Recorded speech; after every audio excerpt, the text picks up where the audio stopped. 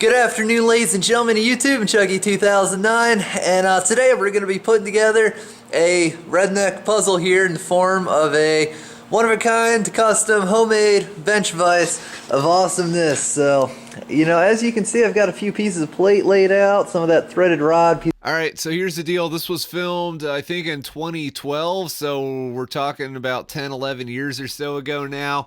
Alright, there's a couple things that I did not do correctly on this. You know, looking back with hindsight, that's 2020. You can see that this bench vise uses just generic threaded rod. I think that's just the normal kind you buy at, you know, big box stores or whatever. It's been okay, but I should have bought what's called Acme thread. I didn't know you could just go on the internet and buy that. And yeah, it's not even all that crazy expensive, at least not the last time I priced it out. So yeah, the Acme threaded rod is what a lot of normal proper bench vices use. It's a lot stronger than this stuff, but whatever. You know, this thing actually has held together really well.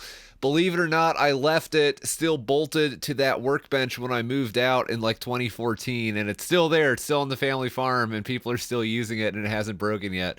So I'm pretty thrilled with that. And regardless, enjoy this vintage-ish bench vise build from back in the day. And slide back and forth on this piece of threaded rod, and that will of course open and close your bench vise. So in order to do that, I think first off we're gonna have to cut the floor out of this out of the slide here, so that it obviously doesn't get in the way.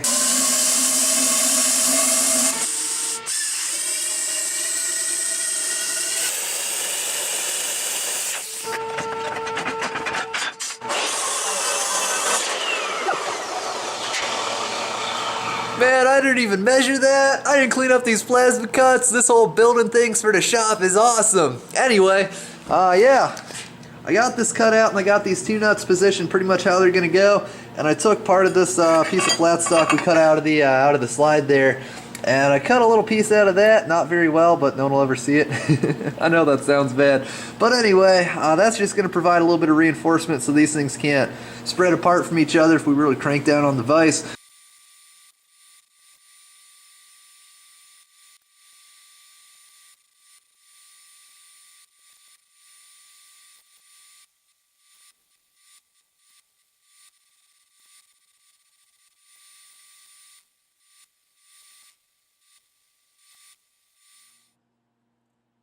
Alright YouTube, so this thing is cool to the touch. I gave the shop a nice bit of time to air out. It works pretty well. It still gets hung up in a couple random spots, but I ran it back and forth a couple times and it's gotten better. So I guess it's one of those things that it'll improve the more I use it. But anyway, now that this is done, I think what I'm going to do is I'm going to go ahead and clean this up with a grinder some. And while I'm at it, I'm going to put a nice bevel on this this bottom 3/4 inch plate here. That way when I go to weld this thing to the base plate, we can have the weld be pretty much underneath this piece of plate versus sticking out to the side and possibly causing an interference issue with the side of this slide we're making. So, yeah, time to keep moving, I guess.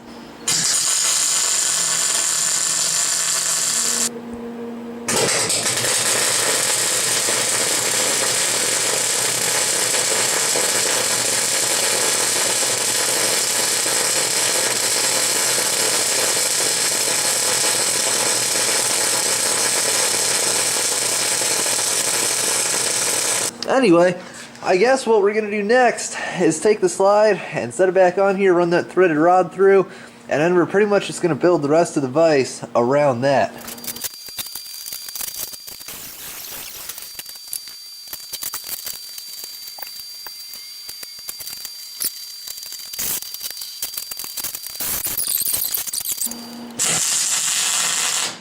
Okay, so now we got our jaws nice and cut out, and they're 8 inches across, by the way.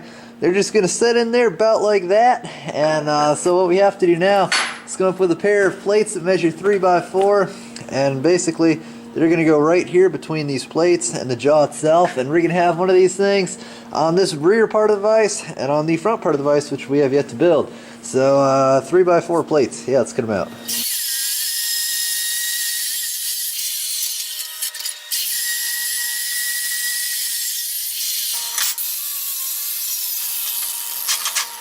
And so now I guess we just gotta get them tacked in.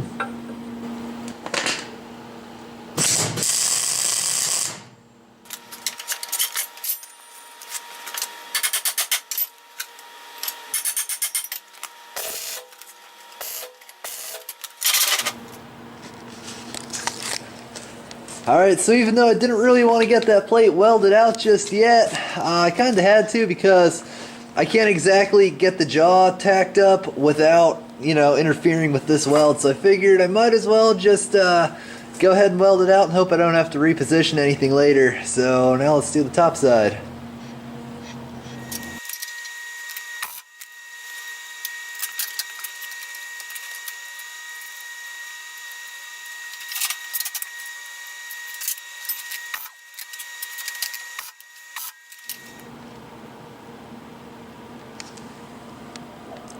Well guys, since I've started welding this out, I guess we're pretty well committed at this point, so I might as well finish what I started, and then we'll finish off this back piece.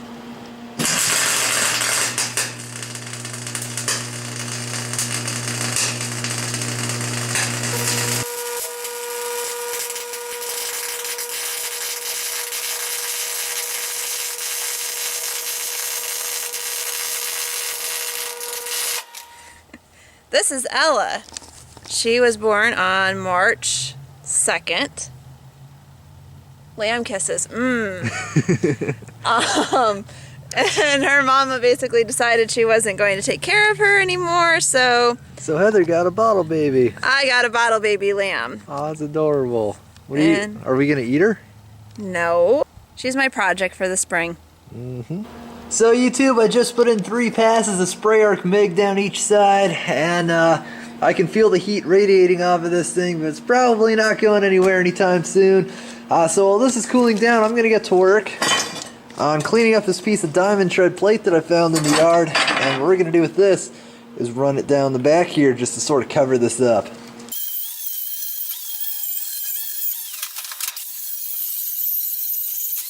And so now we're going to get it tacked up, and then we're going to light up a rosebud and just bend it down.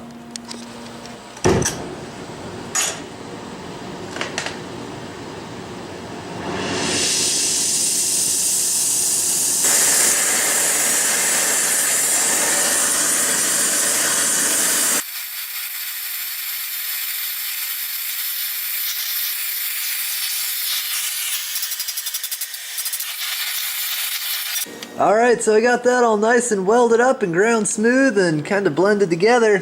And I guess the next thing we have to do is to come up with some gussets that are going to run through here, even though some vices don't really have those. I want mine to. So we'll plasma cut those out, get them welded in, and then we'll keep on moving and start in on the front jaw.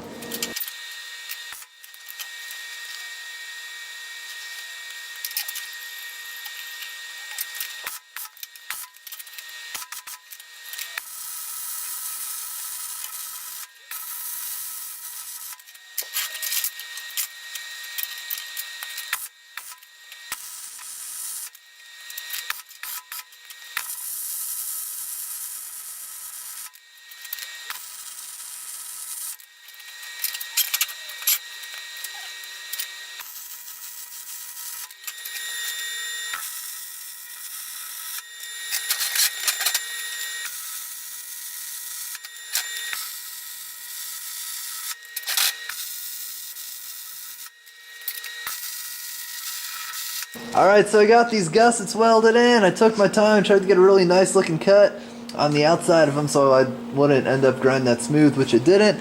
Then welded them in. Like I said, I've got some 35 thousandths wire in the machine right now, so the best I can do is the upper end to globular transfer, but with regular 30 thousandths you can get it in full-blown spray if you're willing to fine-tune it a little bit. And it's like, well, I'll just put a handle on it and paint it in part 2. And then it dawned on me that in order to put this handle on here, I'm going to have to weld this grade 8 bolt with this deadly coating to this incredibly toxic galvanized threaded rod. So I figured I'd be better off just doing that tonight, then I'll leave the windows open so that the shop will have all night to air out. Then tomorrow we'll end up painting it. So anyway.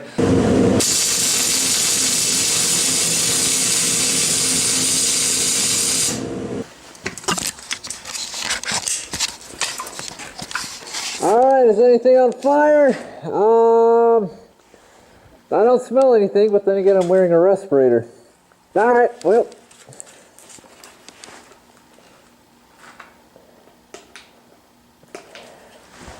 Let's go. That's all for now, folks. As you can see, YouTube, fumes are not really something you want to mess around with, but I survived the night just fine, and so now I'm just wrapping up the last things we have to do before this thing is completely all done. As you can see, I've taken some grease, I've covered this threaded rod pretty well, and I got the impact set up, so I've just been running it back and forth here, and so...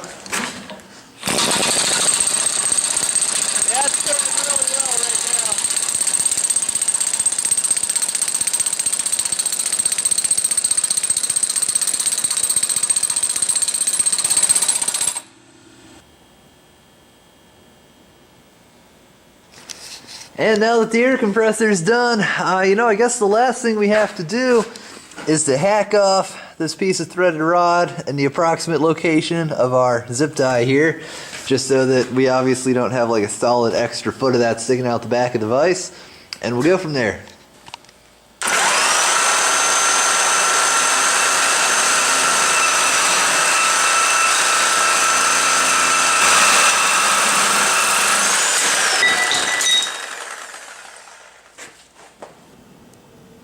Yeah, it stays like this. I wish I had a porta-band. But anyway, yeah, that's done.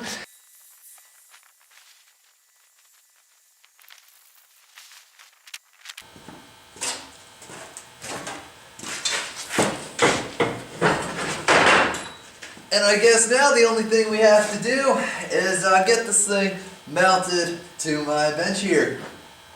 Ain't nobody got time for drilling holes.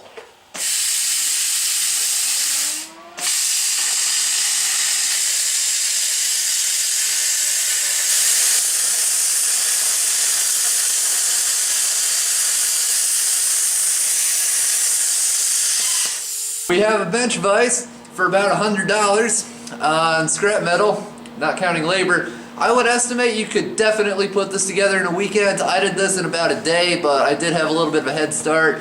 And sometimes people ask me to post like blueprints and drawings and stuff, and I love to do that, but the problem is I don't have that when I make it. I just kind of start welding stuff together, and that's a skill that I think anybody with an interest in welding should work a little bit to develop. I mean, you guys have seen how it goes together. You've seen about pretty much everything there is to it. I mean, this is something you should definitely be able to put together if you just start drawing stuff out. If you want to go that route, you can make cardboard templates. You can. It's a really fun project. I really enjoyed it. I'm glad I did it. And yeah. Aside from that, I think it turned out really well. Anyway, YouTube, I'm really surprised at how well this series seems to have gone over. People really liked the last video. I'm glad about that. So, as always, thanks for watching. Have a nice weekend, everybody. And don't forget to rate, comment, and subscribe for more.